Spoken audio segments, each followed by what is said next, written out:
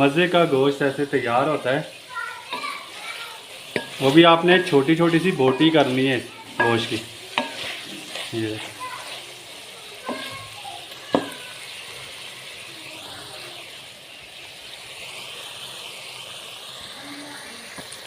अच्छे तरीके से टमाटरों को भी खिलाना है आपने।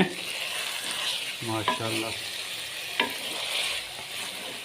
बहुत ज़बरदस्त बना ये चटपटा सा गोश्त हरी मिर्चों वाला।